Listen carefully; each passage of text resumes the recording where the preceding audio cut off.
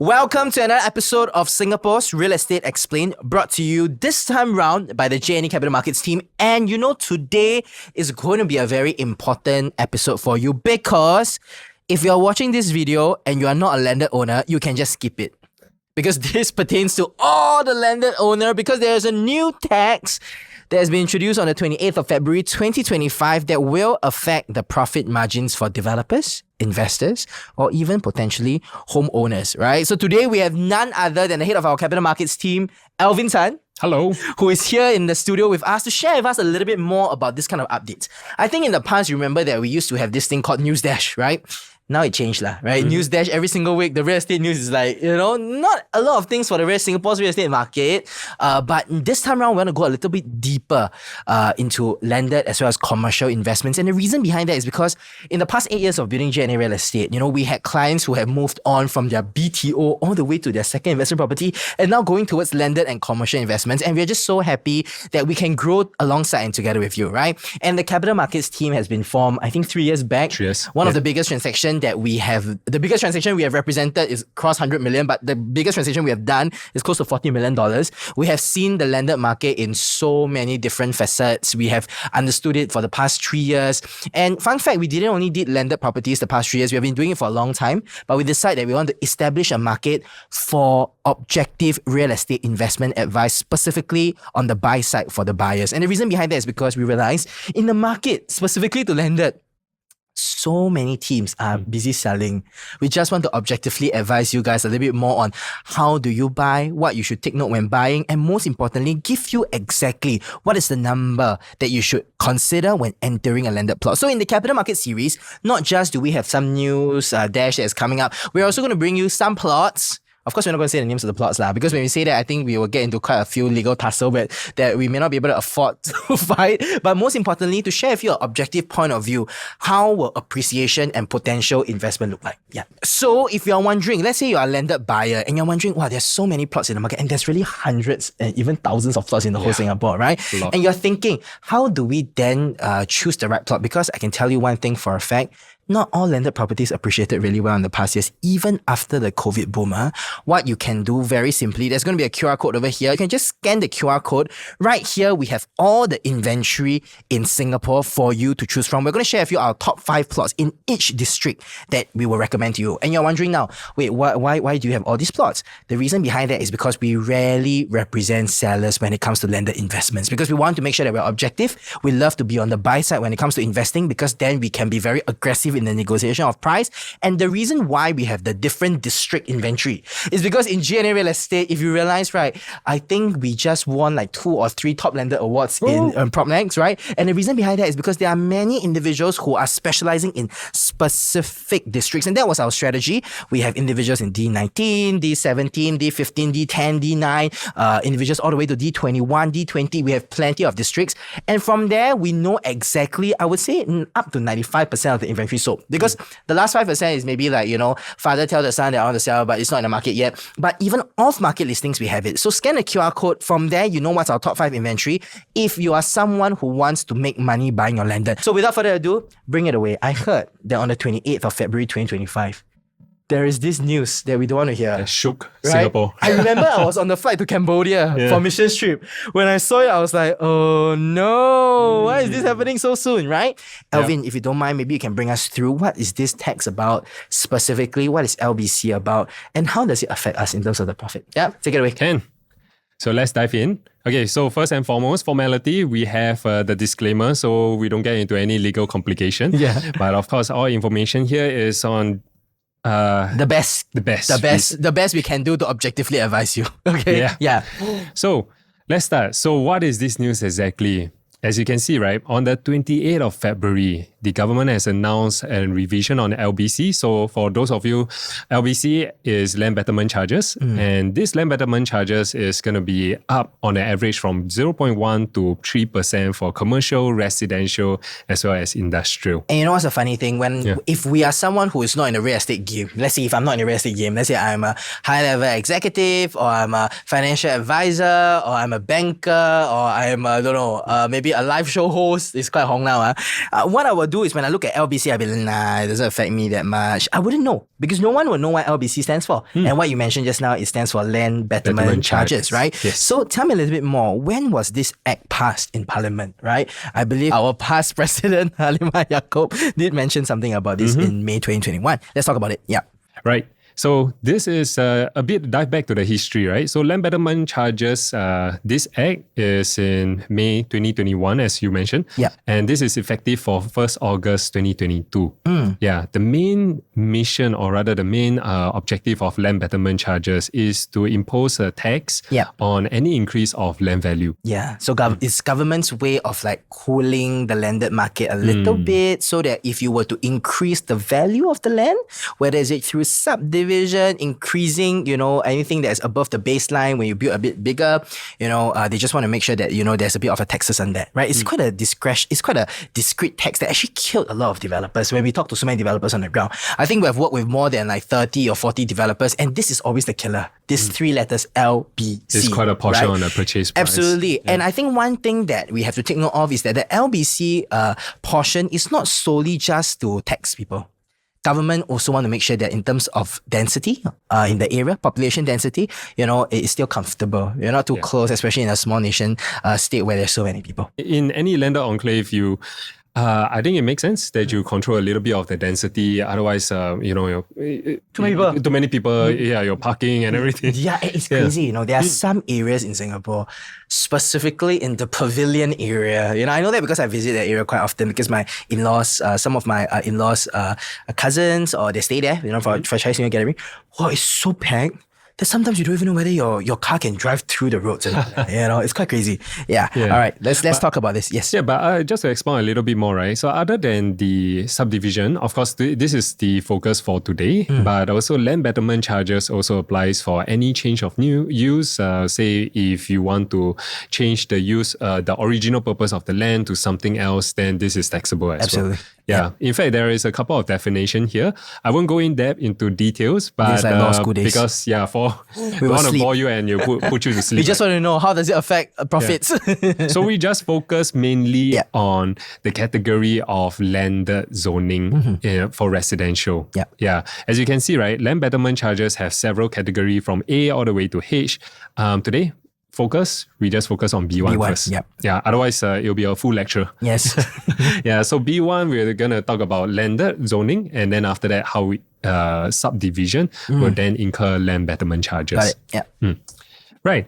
So just to sum up, since day one, when it first started in 23rd September 2022, of course, they started on 1st August, right? Then the period is effective from 23rd September. Yeah.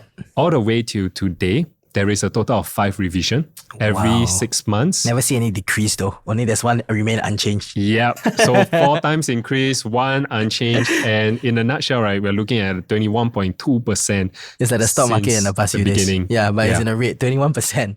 So there was a complete increase of 21.2% in terms of LBC rates. And this, what does it mean for the layperson is that this affects your profit margin if you are a developer looking to subdivide and sell. We have done a whole comprehensive research on subdivision versus one-to-one exchange. Means you buy a lender as itself, you do some A&A, inside you don't do a rebuilding. How is the profit margin compared to something that you were to rebuild?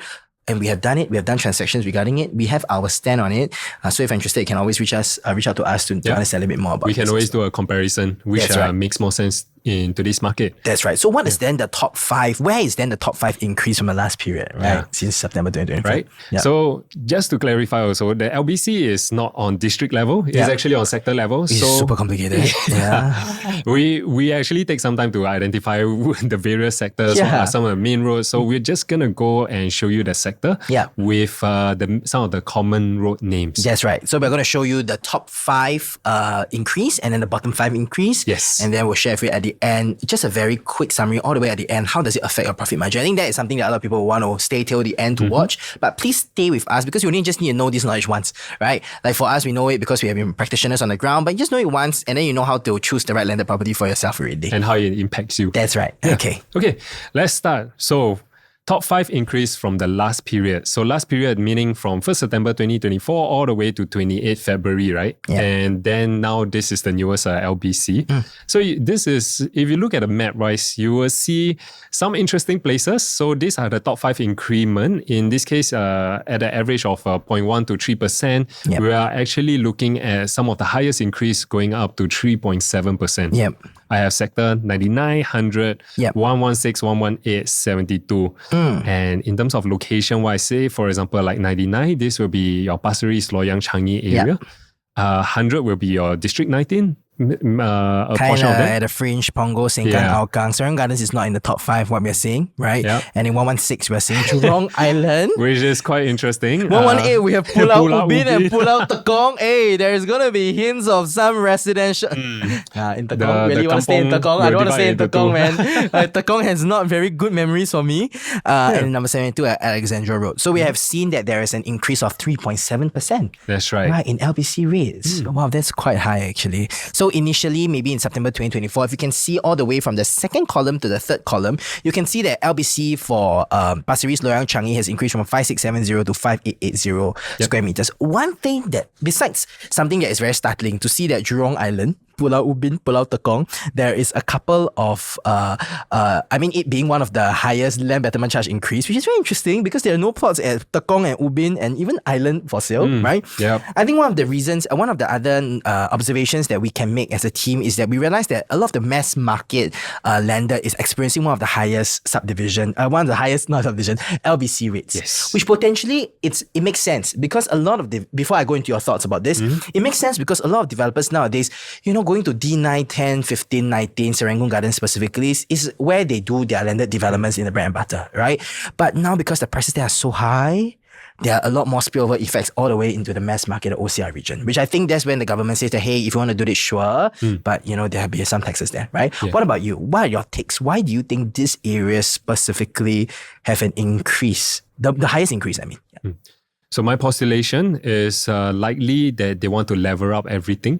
Yeah, so if it's going to increase Singapore as island-wide, then these are some of the areas, even though they don't have landed at the moment. We don't know. Tekong developments. I They think we should split the start camp- that. You camp see and the the fishing camp, village. the fishing village Yeah. and the camps. Yeah. I will do the subdivision of the camps, by the way. Yeah, okay.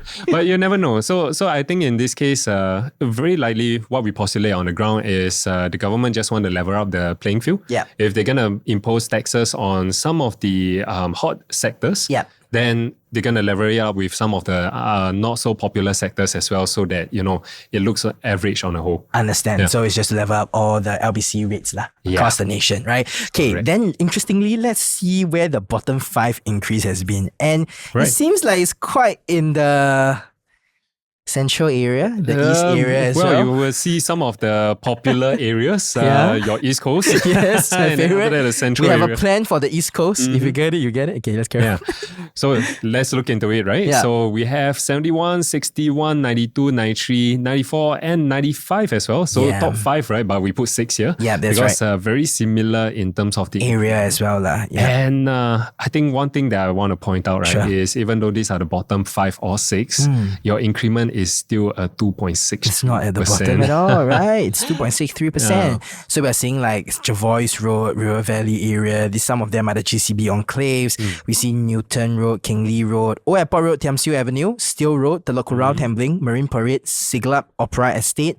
These are areas where the lender is getting crazy in terms of prices. Yeah. But I want to remind you one thing, that if right now we are thinking that, hey, I think that landed prices are getting unaffordable and there will be a crash that's coming up soon, we are not seeing a decrease in confidence for landed purchase in the market. Actually, even when interest rates were high versus when interest rates were lower, we are also not seeing sellers saying that, we are, more motivated to sell. We are not. We are seeing that a lot of Singaporean buyers, they have this aspiration to want to stay in a landed property. It seems like this is like a market-proof segment that we are realizing and observing, right? Yep. And I think one very interesting thing is to see that, even like what you mentioned, right? Areas where it is super popular, we are expecting a small increase, but the bottom 5 increase is also going at 2.63%. Whereas actually comparing to like the previous 3.7%, a 1% increase is not that much as well. A difference of a difference, right? You're looking at about $200 per square meter. Yeah, that's right. So this is something that I'm very interested to know. So since September 2022, when LBC was first announced, this is the bane to the existence of many developers, right? Actually, another bane was the ACD, if you don't know. So the ACD, before it was launched, many private equity companies were coming in to wipe out developments, buying over company stakes without having to pay BSD. There were opportunities to buy Amber Sky, Marina One Residences, 21 Umbrella Park. These were actually YTL, 3 Orchard Butter Park. These were actually deals that were done through the ACD methodology, right? Where you buy over companies, you don't have to pay BSD.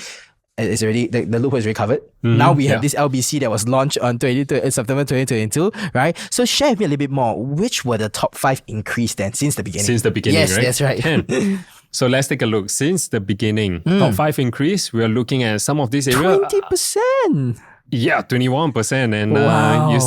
you still have central area, and we are looking more towards the northeast side of things as well. Very interesting. We're seeing Cambridge, Hereford, Dorset Road, right? RCR region. We're seeing Balestier, Whampoa, the CCR region.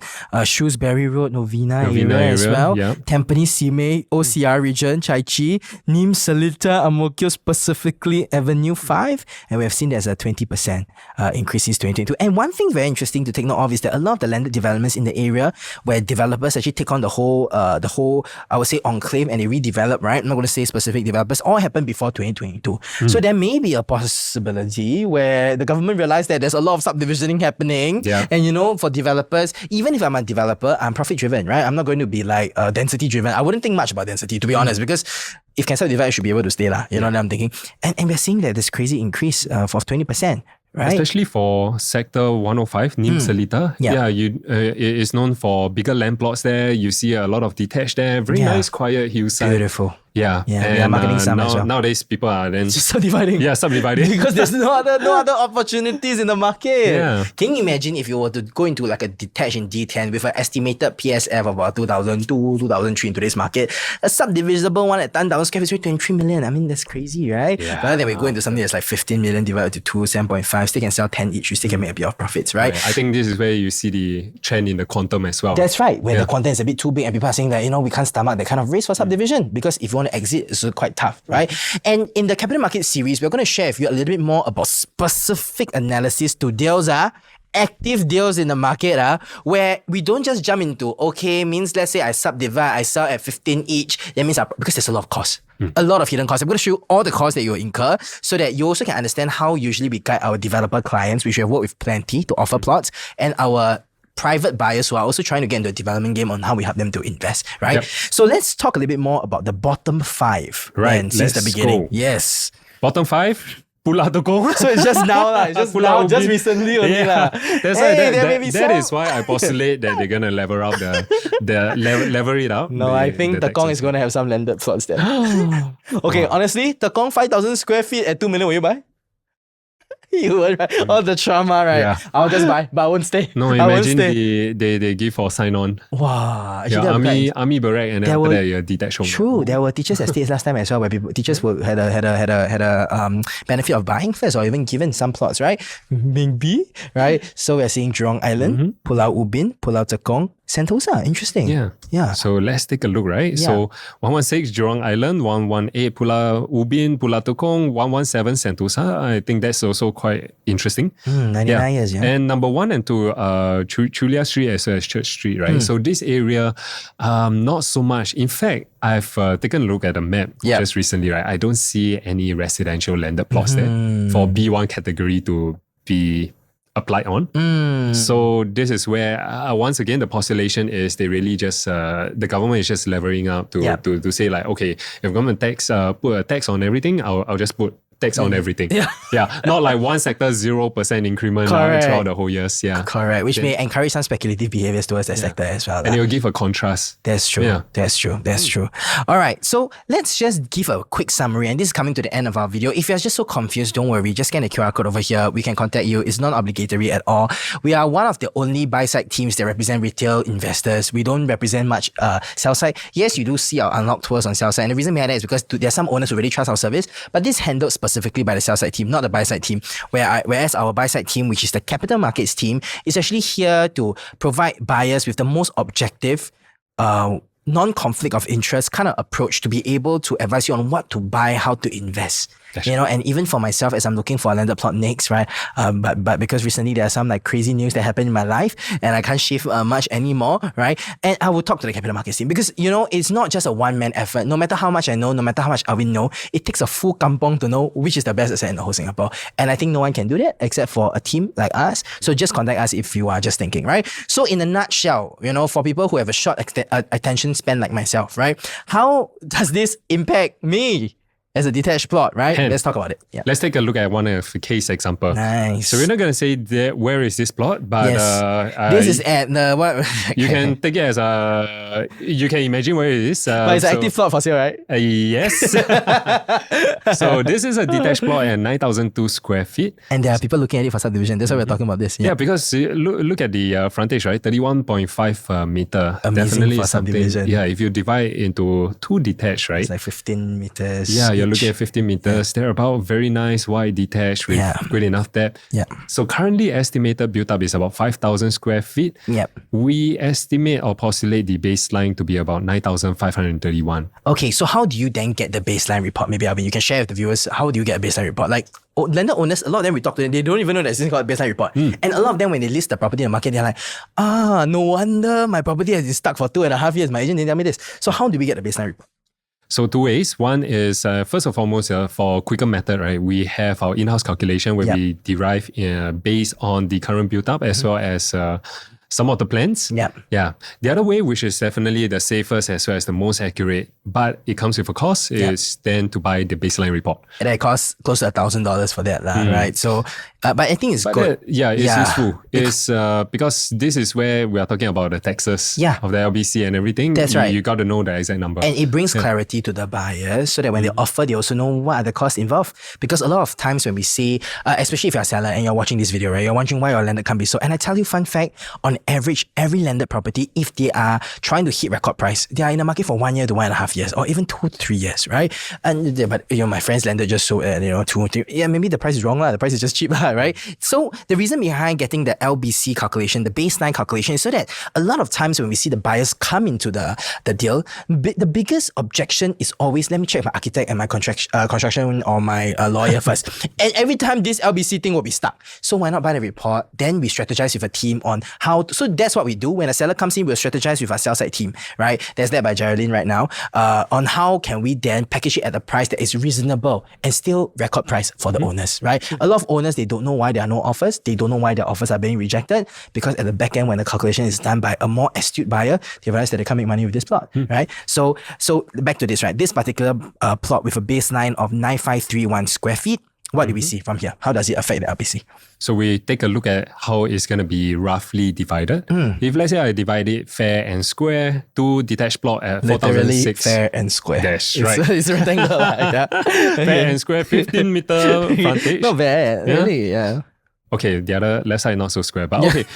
Land size, 4,600 square feet each. And with an estimated built up at 6,000 built in, at 6,000 square feet. Actually, I'm confident that you can go more than that. But we're just going to do this for a case example.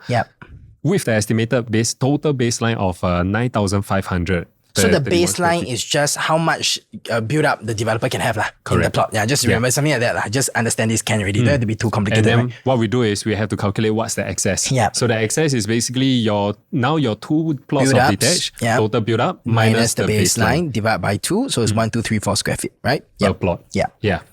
So in this case, right, let's take a look. If back then you're in September 2024 and you were to purchase this and do a subdivision and apply for it, your LBC tax at that point of time is $15,540 per square meter.